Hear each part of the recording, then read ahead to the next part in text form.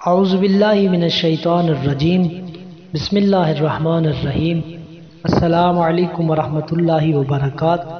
شیعہ اعمال سینٹر کو سبسکرائب کیجئے، لائک کیجئے، بیل آئیکن پہ کلک کیجئے تاکہ آنے والی تمام ویڈیوز بر وقت آپ کو مل سکے۔ فضیلت شب 17 ماہ رمضان المبارک۔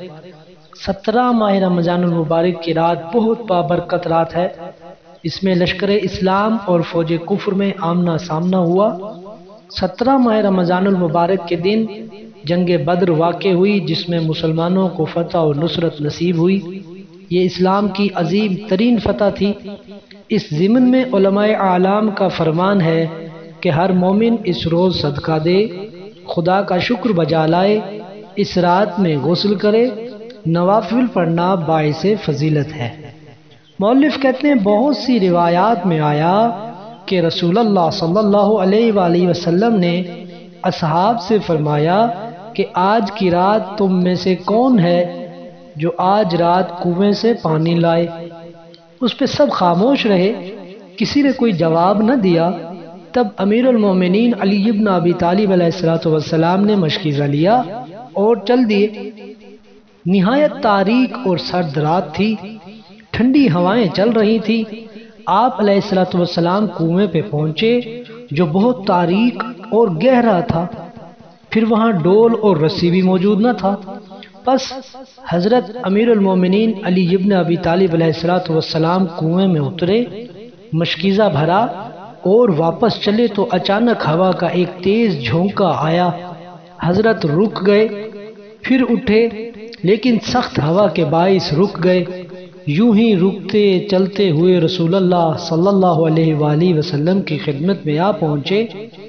حضرت صلی اللہ علیہ وآلہ وسلم نے فرمایا، یا علی بہت دیر لگا دی۔ عرض کی ہوا بہت تیز تھی، ہوا بہت سرد تھی، اس لیے 3 دفعہ رک کر چلنا پڑا۔ آپ صلی اللہ علیہ وسلم نے پوچھا، یا علی آیا تمہیں معلوم ہے کیا ماجرا تھا؟ عرض کیا آپ ہی بتا دیں یا رسول اللہ۔ فرمایا پہلی ہوا حضرت جبرائیل کی 1000 فرشتوں کے ساتھ آمد کی تھی، ان سب نے آپ علیہ السلام کو سلام کیا۔ دوسری مرتبہ 1000 فرشتوں کے ساتھ جناب میکائیل آئے، ان سب نے آپ علیہ السلام کو سلام کیا۔ اور آخر میں 1000 فرشتوں کے ساتھ اسرافیل آئے، انہوں نے بھی آپ علیہ السلام کو سلام کیا۔ ہاں تو یہ سب فرشتے کل کی جنگ میں مسلمانوں کی مدد کریں گے۔ مؤلف کہتے ہیں ایک بزرگ کا قول ہے کہ امیر المومنین علی بن ابی طالب علیہ السلام کے لیے ایک رات میں 3000 منقبتیں ہیں۔ پس ممکن ہے اس قول میں بدر کی رات کے اس واقعے کی طرف اشارہ بھی کیا گیا ہو، لہٰذا بہت متبرک رات ہے۔